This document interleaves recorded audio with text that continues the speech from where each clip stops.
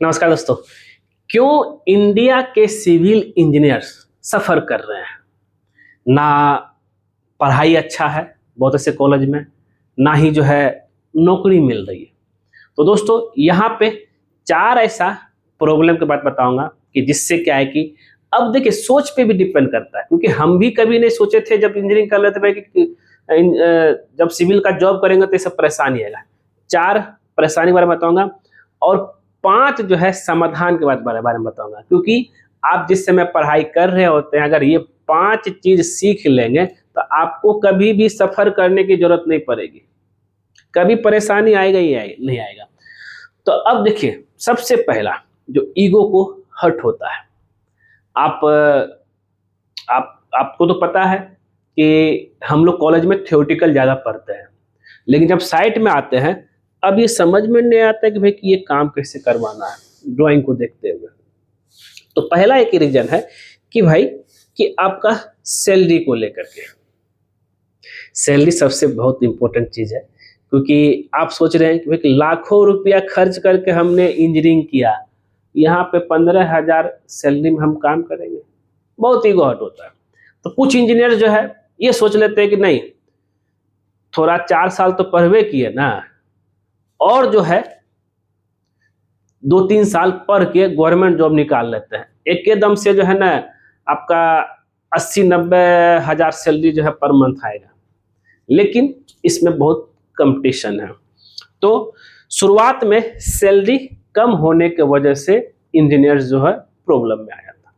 शुरुआती सैलरी जो private company में कभी भी जो हाईएस्ट नहीं होता है, क्योंकि वहां पे जो आपको सिखाया जाता है। तो हम आपको 5 स्किल के बारे में बताऊंगा जिसको अगर आप सीख लिए ना भाई बम बम है इंटरव्यू से पहले।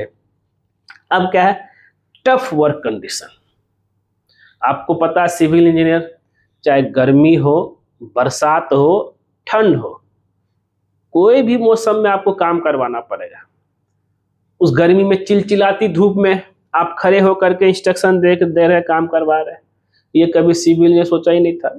जब वो देखता है कि भाई उसका मैकेनिकल इंजीनियर, मैकेनिकल वाला दोस्त, कंप्यूटर वाला दोस्त मस्त एसी में बैठ के काम कर रहा है, तब बहुत तकलीफ होता है।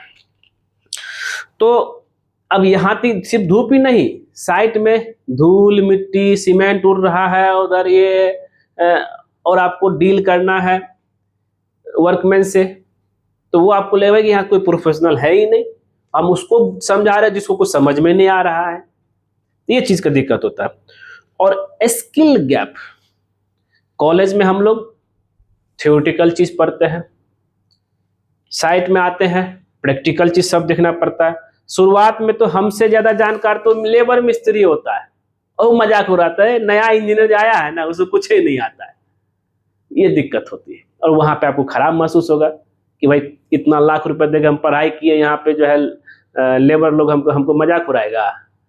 तो शुरुआत में सीखना बहुत जरूरी है। मैंने भी जो है जब शुरुआत में कंस्ट्रक्शन फील्ड में आया था, मैं वहाँ का सुपरवाइजर से सीखता था, वहाँ का लेबर सीखता था कि कैसे कटिंग, कैसे सरिया काटा हुआ, कैसे किया है, सीखना पड़ेगा।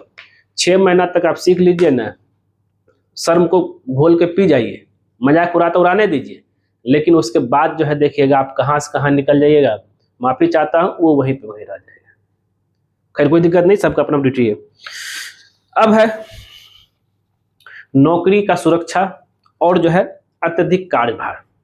अब क्या होता है कि सिविल का काम जो प्रोजेक्ट बेसिस पे होता है, आज यहाँ प्रोजेक्ट चल रहा है, 2 साल में 1 साल में कंप्लीट हो गया, कल कहीं और आपको जाना पड़ेगा, बार बार ट्रांसफर होते रहना पड़ेगा, कहीं एक जगह आपका फिक्स नहीं रहेगा। हमने भी बहुत जगह, जैसे हमने जो एक कॉमर्शियल प्रोजेक्ट किया, अपार्टमेंट वाला वहाँ काम किया, फिर हॉस्पिटल प्रोजेक्ट किया, फिर हमने जो है शॉपिंग मॉल प्रोजेक्ट किया, एक फिर हम जो है अफोर्डेबल हाउसिंग प्रोजेक्ट किया। तो इस तरीके से जो है आपको घूमते रहना पड़ेगा, एक जगह फिक्स नहीं रहता है। तो इसमें क्या, हर आदमी चाहता है कि भाई कि एक जगह फिक्स होकर काम करे, लेकिन इस सिविल में ऐसा नहीं है। यहाँ पे उसको लगता है भाई क्या हम पढ़ाई कर लिए, कहाँ फंस गए भाई। और प्रोजेक्ट में जो है आपको उस प्रोजेक्ट को कंप्लीट करने के लिए आपको प्रेशर दिया जाए, जल्दी करो जल्दी करो जल्दी करो, जल्दी कंप्लीट करके यहाँ से निकलना है। तो वो चीज को लेकर के आप जो है वो लोग भार सह नहीं पाता। तो अब देखिए अगर आप सिविल चूज कर ही लिए हैं आपको तब करना ही पड़ेगा आगे। अब क्या कर सकते हैं भाई, बस अब इसका कोई उपाय नहीं भाई। इसको अब जो है कि इसमें ये भी है कि अब प्रैक्टिकल स्किल जो है, हम क्या बोलते हैं, 5 ऐसे स्किल आपको सीख लेना है जिससे क्या है कि आपको कोई भी तरह की दिक्कतें नहीं हो। 5 स्किल के बारे में बताऊंगा। सीखना इसलिए है क्योंकि आपको आगे बढ़ना है और इसमें अच्छे पोजीशन पे जाना है, प्रोजेक्ट मैनेजर तक भी आप पहुंच सकते हैं। ठीक है, पहला है कि सबसे पहले आना चाहिए ड्राइंग रीडिंग करना। आपका जो भी प्रोजेक्ट हो, चाहे बिल्डिंग का हो, ब्रिज का हो, रोड का हो, रेलवे का हो, जिसका भी हो, अब जिसमें भी लगे हुए, तो ड्राइंग रीडिंग करना आना चाहिए।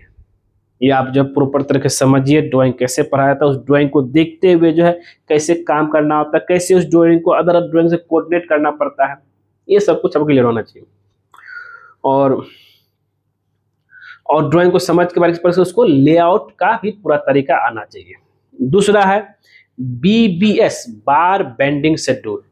अब ड्राइंग में मेजरमेंट के हिसाब से दिया हुआ है, बीम का, कॉलम का, छत का, सीढ़ी का, उसके हिसाब से आपको BBS, बार बेंडिंग शेड्यूल सीखना पड़ेगा। और ये सब कोर्स आजकल ऑनलाइन में भी अवेलेबल है और यूट्यूब पे भी अवेलेबल है, आप वहाँ से भी सीख सकते हैं। तो ये कोर्स करेंगे जिससे क्या है कि आप कटिंग लेंथ दे सकते हैं अपने मिस्त्री को, जिससे कि उसको कट करके साइड में ले जा करके, क्योंकि सरिया काटने का यार्ड कुछ अलग जगह रहता है और साइड कुछ अलग जगह रहता है, वहाँ पर जा करके उसको लगा सके। साइड के ऊपर जस्ट जो है सरिया नहीं कटता है, कहीं भी आप देख, चाहे छोटा प्रोजेक्ट है बड़ा प्रोजेक्ट हो। तीसरा है एस्टिमेशन एंड कॉस्टिंग। अब उस प्रोजेक्ट को कंप्लीट करने में कितना बोरा सीमेंट लगेगा, कितना सरिया लगेगा, कितना बालू लगेगा, कितना गिट्टी लगेगा, ये सब कुछ आपको पता होना चाहिए। आप जो है बस उंगली पर रहना चाहिए सब कुछ, क्योंकि हाँ कोई पूछा कि भाई कि अरे ये छत ढलाई होने वाला है, कितना बोरा सीमेंट लगेगा और कितना बालू गिट्टी में मंगाना है, तुरंत आपको कैलकुलेशन आना चाहिए। एस्टिमेशन जरूर सीखिएगा आप।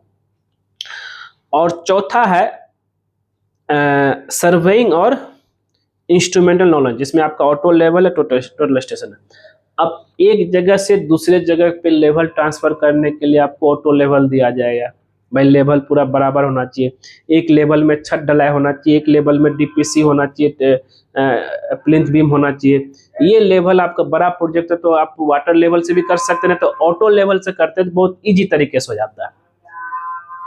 तो और इसमें टोटल स्टेशन भी है, टोटल स्टेशन का कुछ अलग सा टीम आता है, लेकिन उसको आप जो है देख करके समझ सकते हैं और उसके अनुसार जो आप आगे काम करवा सकते हैं। ये रहा। नेक्स्ट है सबसे इंपॉर्टेंट चीज है सॉफ्टवेयर नॉलेज को लेकर के जो है, जिसमें ऑटोकैड है और एक्सेल है।